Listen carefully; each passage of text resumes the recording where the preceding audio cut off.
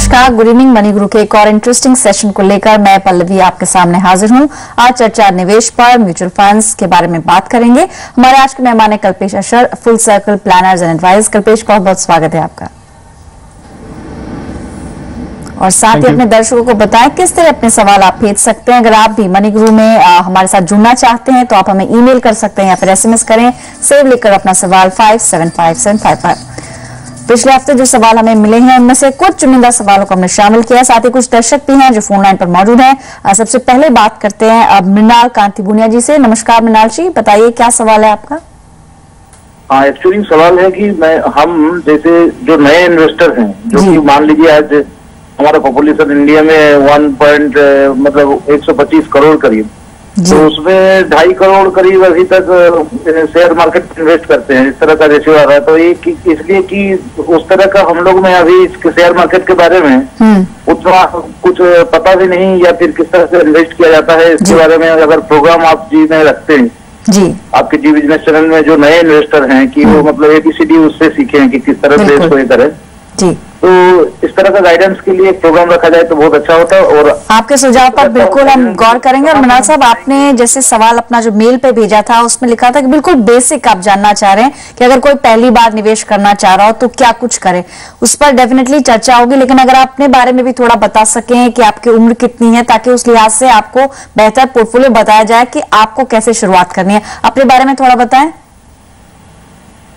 हाँ जी, हाँ मृणाल जी, आप अपने बारे में थोड़ा बताना चाहेंगे एक्सपर्ट को कि आपकी उम्र कितनी है और आपने कहाँ कुछ निवेश किया है। फिलहाल तो जो हम लोग जैसे कि LIC में ज्यादा वो इन्वेस्ट नहीं, इंश्योरेंस नहीं आता है, और धीरे धीरे ये सब चीज आप लोग के चैनल्स देखने के बाद ही पता चलता है जी। लेकिन उस समय शेयर मार्केट गिरा हुआ था, जो मान लीजिए 2007-8-9 का उस समय हाल था, तो उस समय से वही जो जनरल आता है RD या बैंक इन्वेस्टमेंट, इस तरह का ही हम लोग ज्यादा ही करते हैं। लेकिन नए इन्वेस्टर के लिए इस तरह का कुछ बताएंगे जो कि शेयर मार्केट में आ सकें या SIP मोड में। चलिए, आपकी अगर थोड़ी रुचि बनी है कि इक्विटी में आप निवेश करना चाहते हैं, उसके लिए हमारे साथ आज के एक्सपर्ट हैं कल्पेश, बताएंगे आपको कि किस तरह से आप आगे बढ़ सकते हैं। लेकिन क्योंकि आपने अभी तक बताया नहीं कि उम्र कितनी है आपकी और कितना रिस्क आप ले सकते हैं, तो थोड़ा सा संक्षिप्त में ही जवाब होगा। कल्पेश, जैसा इनका सवाल है कि ABCD जो है, यानी कि जो बिल्कुल बेसिक से इन्वेस्टिंग के, उसके लिए क्या टिप्स आप देंगे इनको। देखिए मृणाल जी, अगर आपको बेसिक शुरू करना है, नॉलेज आपको इक्विटी में चाहिए, तो आप सबसे पहले तो जो मेन सोर्स है BSE और NSE का जो वेबसाइट है, आप उसको एक्सेस कर सकते हैं। और उन वेबसाइट्स के ऊपर उनके इन्वेस्टर एजुकेशन सेक्शन में जा सकते हैं, जहां पर बहुत ही सच्ची और ट्रू इंफॉर्मेशन आपको मिल जाएगी। सारे डूज और डोंट्स आपको पता चल जाएंगे। उसके बाद आप रेप्यूटेड स्टॉक ब्रोकर्स हैं, तो उनके वेबसाइट्स को आप एक्सेस कर सकते हैं। उनके वेबसाइट्स को आपको एक बहुत अच्छी इन्वेस्टर एजुकेशन विथ फंडामेंटल्स आपको मिल जाएगा। और जहां तक इंप्लीमेंटेशन का सवाल है, तो आपको सबसे पहले तो एक डीमैट अकाउंट खोलना पड़ेगा एक ब्रोकर के पास या बैंक में, या एक ट्रेडिंग अकाउंट उसके साथ में जो आपके सेविंग्स अकाउंट के साथ लिंक्ड हो। और उसके साथ अगर आप ये देखें कि अगर आप पहले कदम ले रहे हैं अपने इन्वेस्टमेंट में, इक्विटीज में, तो एक चीज जरूर करें कि आप स्मॉल अमाउंट्स या छोटी अमाउंट से शुरू करें और ब्लू चिप्स में इन्वेस्ट करें, जो रेप्यूटेड कंपनीज हैं, जो निफ्टी 50 में लिस्टेड होती हैं या BSE में होती है 30 में जी। तो वहीं से शुरुआत करें। और एक पर्सनल सलाह है कि आप टिप्स और स्पेकुलेशन पे अपना पूरा जो स्टेप्स ले रहे हैं आप, इनिशियल स्टेप्स, टिप्स और स्पेकुलेशन पे ना लें, बल्कि फंडामेंटल्स पे शुरू करें।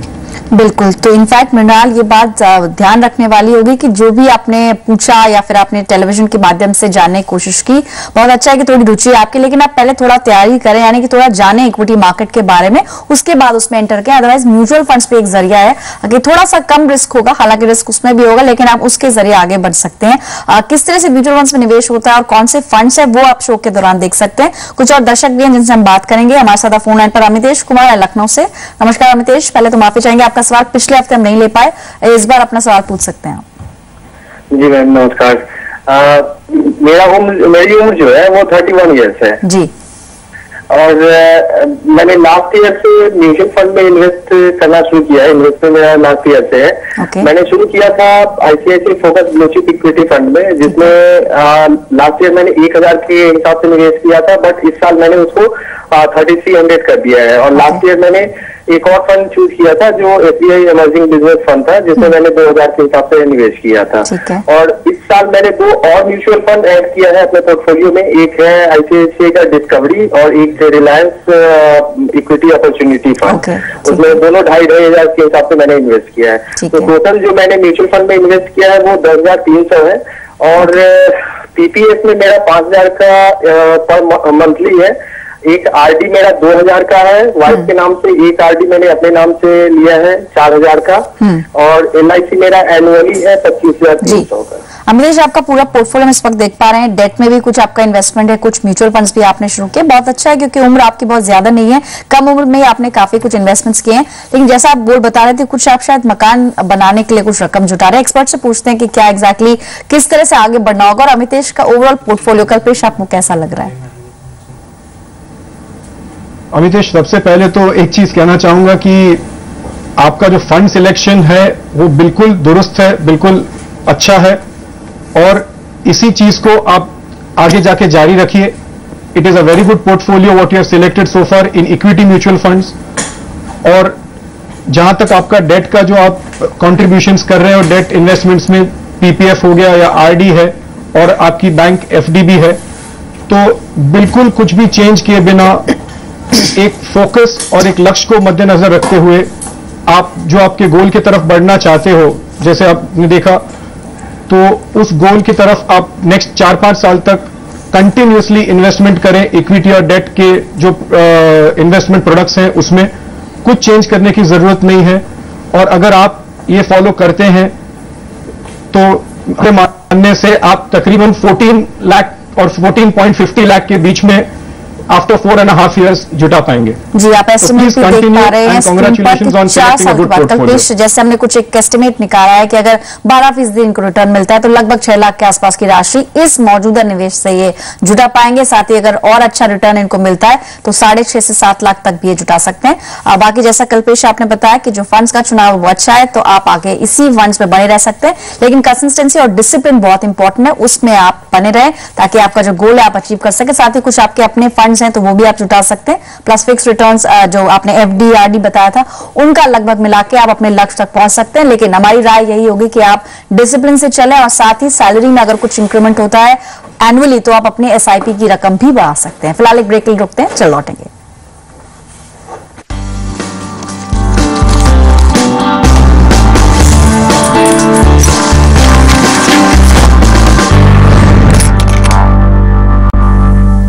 Welcome back. आप देख रहे हैं मनी गुरु। चर्चा हो रही है आपके निवेश पर, यानी म्यूचुअल फंड्स और बाकी जो विभिन्न विकल्प होते हैं उनमें से कैसे आप चुनाव करें। साथ ही आपके मौजूदा पोर्टफोलियो पर राय देने के लिए कल्पेश शर्मा हमारे साथ हैं आज के मेहमान।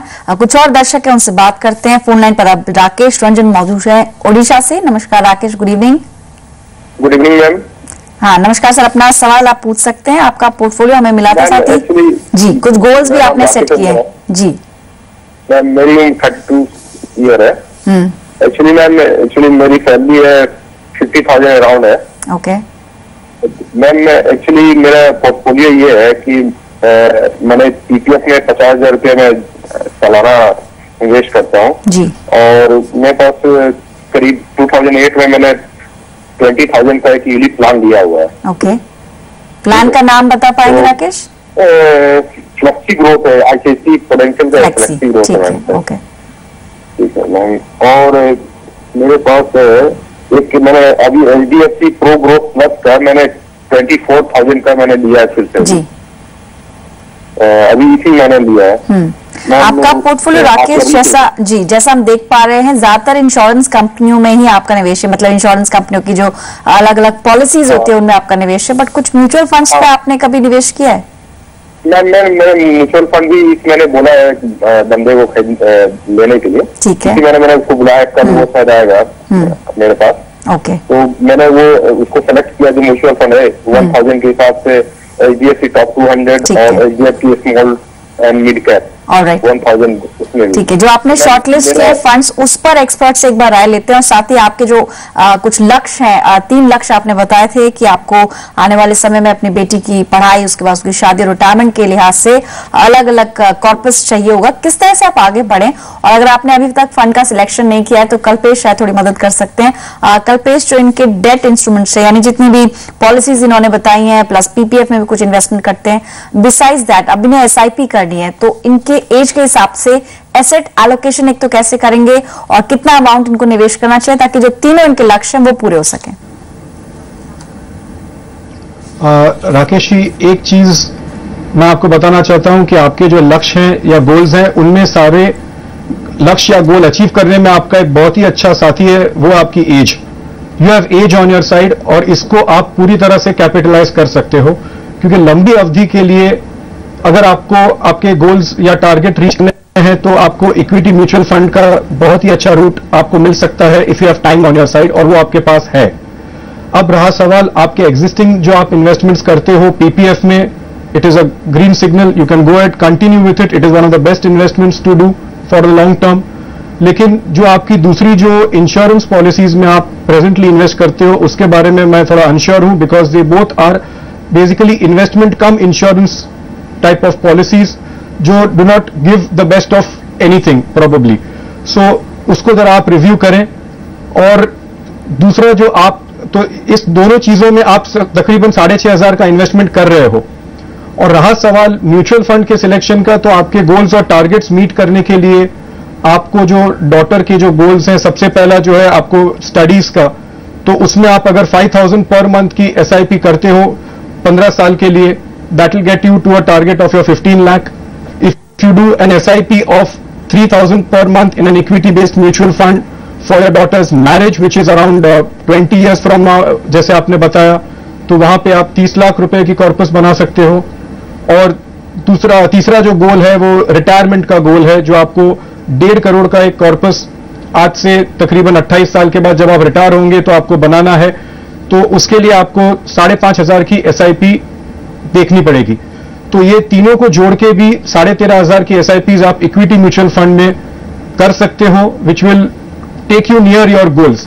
लेकिन एक बहुत इंपॉर्टेंट चीज मैं यहां पे कहना चाहता हूं कि लॉन्ग टर्म गोल्स जब भी आप टारगेट करते हो या प्लान करते हो, तो उसमें इन्फ्लेशन को आपको बहुत ज्यादा करीबी से देखना पड़ता है, क्योंकि इन्फ्लेशन की वजह से आपके सारे गोल्स की जो कॉर्पस है वो काफी बड़ी हो सकती है। तो प्लीज अपना इन्फ्लेशन कंसिडर करें, और चाहें तो आप अपने गोल्स का कॉर्पस रिवर्क भी कर सकते हैं। लेकिन overall you are on the right track, और please go ahead and achieve your goals. Alright Rakesh, आपने 50 लाख का जो टर्म प्लान बताया था भारतीय एक्सा का, वो बिल्कुल सही है, पर्याप्त है, कंटिन्यू करें उसको। और साथ ही जो 3 आपने लक्ष्य रखे हैं उसके लिए अलग अलग एसआईपी कर सकते हैं। ओवरऑल 13,500 के आपका अमाउंट होगा जो आपको हर महीने करना होगा। ब्रेकअप क्या होना चाहिए वो भी आपको कल्पेश ने बताया। सिंस यू आर यंग, अभी से आप निवेश करेंगे डिसिप्लिन से तो गोल्स अचीव कर सकते हैं। फिलहाल इतने ही सवाल आज हम शामिल कर पाएंगे मनी गुरु में। कल्पेश, आपका बहुत बहुत शुक्रिया जीवन का अपना कीमती समय देने के लिए। और एक बार फिर अपने दर्शकों को बताएं किस तरह अपने सवाल आपको भेजने हैं। आप हमें ईमेल से सवाल भेज सकते हैं या फिर SMS करें, सेव लिखकर अपना सवाल 57575 पर। ध्यान रहे कि सवाल ईमेल के जरिए आपको नहीं मिलेगा, शो के दौरान आपको हम फोन करेंगे और आपसे बातचीत करेंगे। फिलहाल मनी गुरु से इतना ही, हमें दीजिए इजाजत, नमस्कार।